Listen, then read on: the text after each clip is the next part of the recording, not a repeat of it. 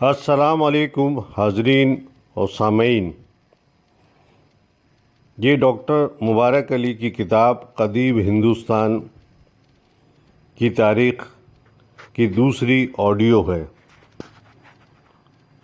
قدیم ہندوستان کی تاریخ کیسے لکھی گئی؟ ڈاکٹر مبارک علی لکھتے ہیں، چونکہ قدیم ہندوستان میں تاریخ لکھنے کا رواج نہیں تھا، اس لیے ہمیں اس عہد کی کوئی مکمل تاریخ نہیں ملتی ہے۔ کچھ لوگوں کا خیال ہے کہ چونکہ قدیم ہندوستان کے لوگ یہ اعتقاد رکھتے تھے کہ زندگی ایک پہیے کی طرح مسلسل گردش کرتی ہے، اس لیے ایک جیسے واقعات ہوتے رہتے ہیں، لہٰذا ان واقعات کی کوئی تاریخی اہمیت نہیں ہوتی۔ اس وجہ سے قدیم تاریخ داستانوں، کہانیوں اور دیومالائی قصوں تک محدود تھی۔ کالونیل دور میں جب انگریزوں نے ہندوستانی تاریخ کے بارے میں مطالعہ کیا تو انہوں نے کہا کہ اس کی کوئی تاریخ نہیں ہے، یہ ایک ٹھہری ہوئی منجمد تاریخ ہے۔ انہوں نے یہ بھی کہا کہ نسلی طور پہ اہل برطانیہ زیادہ برتر اور افضل قوم ہے، جبکہ اہل ہندوستان کا تعلق پسماندگی سے ہے۔ ان میں سے کچھ کی دلیل یہ تھی کہ چونکہ ہندوستان میں گاؤں ایک مکمل یونٹ رہا ہے، گاؤں کے لوگوں کی تمام ضروریات وہیں پوری ہو جاتی تھی، اس لیے انہیں کسی اور سے رابطے کی ضرورت نہیں تھی۔ اس وجہ سے ہندوستان تہذیبی اور سماجی طور پر ایک جگہ رکا رہا۔ اس کے سماج میں کوئی ترقی نہیں ہوئی سوائے اس کے کہ حکمران خاندان بدلتے رہے۔ کالونیل تاریخ کے اس نقطہ نظر سے کچھ قوم پرست مورخوں نے ہندوستان کی تاریخ کو انتہائی ترقی یافتہ ثابت کرنے کی کوشش کی۔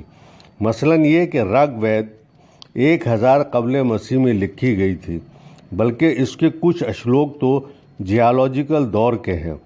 ویدوں کا زمانہ ہندوستان کی تہذیب کا سنہری زمانہ تھا۔ انہوں نے یہاں تک ثابت کرنے کی کوشش کی کہ قدیم دور میں ہوائی جہاز، فائر کرنے والے ہتھیار اور ایسی دوسری جدید ایجادات پہلے سے ہو چکی تھی۔ کچھ نے ہندوستان میں جمہوری طرز کے نظام حکومت اور ووٹنگ سسٹم کی بھی نشاندہی کی ہے۔ لیکن اب جبکہ تاریخی ماخذ دستیاب ہو گئے ہیں، ہندوستانی مورخ نئی بنیادوں پر تحقیقات کے ذریعے قدیم تاریخ کو لکھ رہے ہیں۔ ان میں خاص طور سے ڈی کوسمبی، رومیلا تھاپر اور ایس شرما قابل ذکر ہیں۔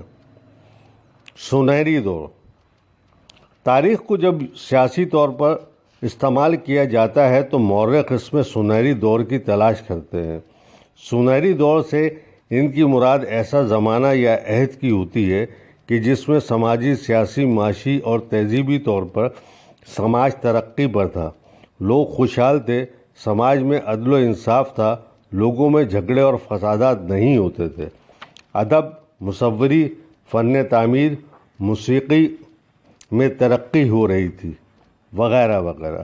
اس نمونے کو سامنے رکھ کر کچھ مورخ تو ویدک دور کو سنہرا دور کہتے ہیں، کچھ رام کے عہد حکومت کو اس سے تشبیہ دیتے ہیں، جیسا کہ موجودہ دور میں سیاستدانوں نے رام راج کا نعرہ لگایا کہ ہندوستان کی ترقی اسی میں ہے کہ وہ رام راج کو دوبارہ قائم کرے۔ کچھ مورخ گپت عہد کو سنہری زمانہ کہتے ہیں کہ اس عہد میں ہندو مت کی تشکیل ہوئی اور ہندوستان نے ہر پہلو میں ترقی کی۔ لیکن سنہری دور کا تصور محض ایک خیالی مفروضہ ہے، کیونکہ جب ہم تاریخ کا مطالعہ کرتے ہیں تو ہم پر یہ بات واضح ہوتی رہی ہے کہ سماج ہمیشہ سے طبقوں اور ذات پات میں بٹا ہوا ہے۔ وہ لوگ کہ جن کا تعلق امیر طبقے یا اعلیٰ ذات سے رہا ہے، وہ ہمیشہ خوشحال، دولت مند اور آسائشوں کے ساتھ رہے، جبکہ عام لوگ غریبی، مفلسی اور لاچاری کی زندگی گزارتے رہے۔ اس لیے کسی دور کو بھی سنہری دور کہنا ایک تاریخی غلطی ہے۔ جیسا کہ ایک مورخ نے کہا ہے کہ عام لوگوں کا سنہری دور ماضی میں نہیں، اگر یہ کبھی ہوا تو مستقبل یا آنے والے زمانے میں ہوگا۔ فاتح اور عظیم تاریخ لکھتے وقت ایک غلط نقطہ نظر جو دیا جاتا ہے وہ کسی حکمران کو فاتح یا عظیم کے خطابات سے یاد کرنا ہے۔ یہ ان حکمرانوں کو کہا جاتا ہے کہ جنہوں نے دوسرے ملکوں پر حملہ کیا، لوگوں کا قتل عام کیا، لوٹ مار کی، گاؤں دیہاتوں اور شہروں کو تباہ و برباد کر دیا، جن لوگوں پر فتح حاصل کی ان کو غلام بنایا، عورتوں اور بچوں کو اپنی جائیداد سمجھا۔ ایسے حکمرانوں یا بادشاہوں کو فاتح اور عظیم کہنا سخت غلطی ہے، کیونکہ یہ وہ لوگ تھے جنہوں نے دنیا کے امن و امان کو ختم کر کے جنگ کی آگ میں لوگوں کو ڈال دیا اور اس طرح ہزاروں لوگوں کی زندگیوں کو ختم کر دیا۔ تاریخ میں اب بہادری کے تصور کو بدلنا ہوگا۔ بہادری یہ نہیں ہے کہ نہتے اور پرامن لوگوں کو قتل عام کیا جائے۔ اس کے برعکس اب ان افراد کی تعریف کرنی چاہیے کہ جنہوں نے اپنے علم و فن سے انسانوں کو فائدہ پہنچایا اور اپنے خیالات و افکار سے ذہنوں کو بدلا۔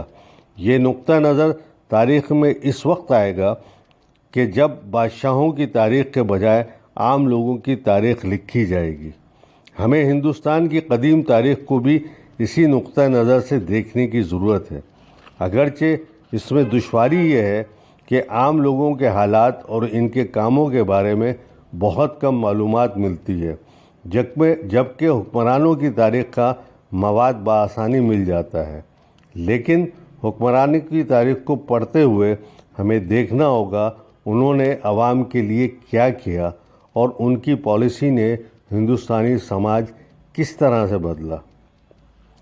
قدیم تاریخ کے ماخذ، آثار قدیمہ۔ جب مورخوں کو تاریخ لکھنے کے لیے مواد ملنا شروع ہوا تو انہوں نے اسے قصوں، کہانیوں اور دیومالائی داستانوں سے نکال کر سائنسی بنیادوں پر لکھنا شروع کیا۔ ان ماخذوں میں سب سے اہم ماخذ آثار قدیمہ کی دریافت تھی۔ اس دریافت نے قدیم ہندوستان کے مندروں، محلات، یونیورسٹی، خانقاہیں، اسٹوپا، مٹھ، شہروں اور گاؤں کے دریافت کیا۔ ان جگہوں سے نہ صرف عمارتیں نکلی بلکہ لوگوں کے استعمال کرنے والی چیزیں بھی ملی، جن میں برتن، ہتھیار، اوزار، آلات، کھلونے، زیورات وغیرہ تھے۔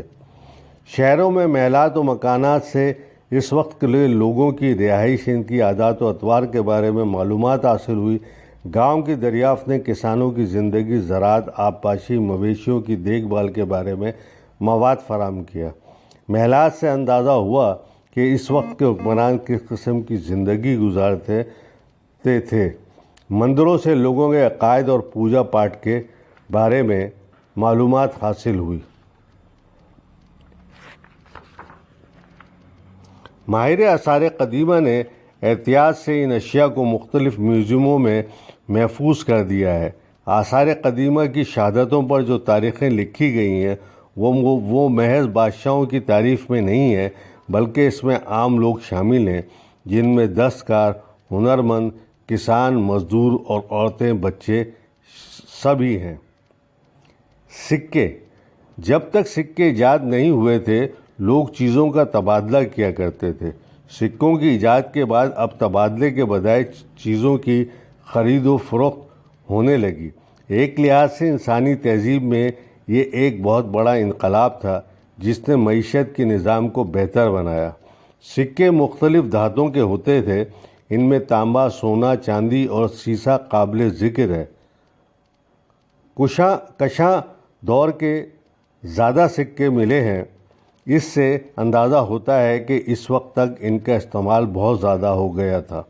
قدیم زمانے میں لوگ سکوں کو مٹکوں یا پیتل کے برتنوں میں محفوظ رکھتے تھے اور ضرورت کے وقت انہیں نکال کر استعمال کرتے تھے۔ بعض صورتوں میں حفاظتوں کے خاطر انہیں کسی برتن میں رکھ کر زمین میں بھی دفن کر دیتے تھے۔ اس وجہ سے آج بھی یہ دفینے لوگوں کو کھدائی کے وقت ملتے رہتے ہیں۔ روایت یہ تھی ہر حکمران اپنے دور حکومت میں اپنے سکے جاری کرتا تھا، ان پر بادشاہ کا نام ہوتا تھا یا دیوی دیوتا کی تصویر۔ سکے پر اس کو ڈھالنے کی تاریخ بھی ہوتی تھی۔ اب ماہر آثار قدیمہ کو یہ سکے مختلف مقامات اور جگہوں سے ملے ہیں۔ اس سے وہ اندازہ لگاتے ہیں کہ ان جگہوں پر ان کا زیادہ استعمال ہوتا تھا۔ اس سے یہ بھی اندازہ لگایا گیا ہے کہ کہ تجارت کی کیا حالت تھی، یہ ترقی پر تھی یا زوال پذیر تھی۔ سکوں کے استعمال کے بارے میں مورخین نے اندازہ لگایا ہے کہ انہیں بطور نظر نیاز بھی دیا جاتا تھا۔ اس کے علاوہ جائیداد یا اشیاء کی خریداری میں نقد ادائیگی ان کے ذریعے کی جاتی تھی۔ قدیم ہندوستان میں سونے کے سکے گپت عہد میں شروع ہوئے۔ چونکہ اب تک سکوں کو ڈھالنے کے لیے بہت عمدہ اوزار اور آلات نہیں تھے، اس لیے سونار اور دوسرے لوگ دھاتوں میں ملاوٹ کر کے جعلی سکے بھی بنا لیتے تھے۔ کتبے تاریخ کا ایک اور اہم ماخذ کتبے ہیں کہ جو پتھروں کے ستونوں، چٹانوں، پیتل کی پلیٹوں، مندروں، محلات اور عمارتوں کی دیواروں میں پائے گئے۔ شروع میں یہ کتبے پتھروں پر ہوتے تھے۔ ابتدائی 20ویں صدی میں انہیں پیتل کی پلیٹوں پر کندہ کرایا جانے لگا۔ ان کتبوں میں شاہی احکامات، لوگوں کے لیے ہدایات، مذہبی عقائد، بادشاہوں کے کارنامے اور ان کی تعریف و توصیف ہوتی تھی۔ جب بادشاہوں نے امراء کو جائیداد دینی شروع کی تو اس کے بارے میں پیتل کی پلیٹ پر احکامات کندہ کرائے جاتے تھے۔ پہلے یہ کتبے پراکرت میں ہوتے تھے۔ اشوک کے زیادہ کتبے اسی زبان میں ہیں۔ اس کا مقصد تھا کہ عام لوگ ان کتبات کے احکامات اور ہدایت کو سمجھ سکیں۔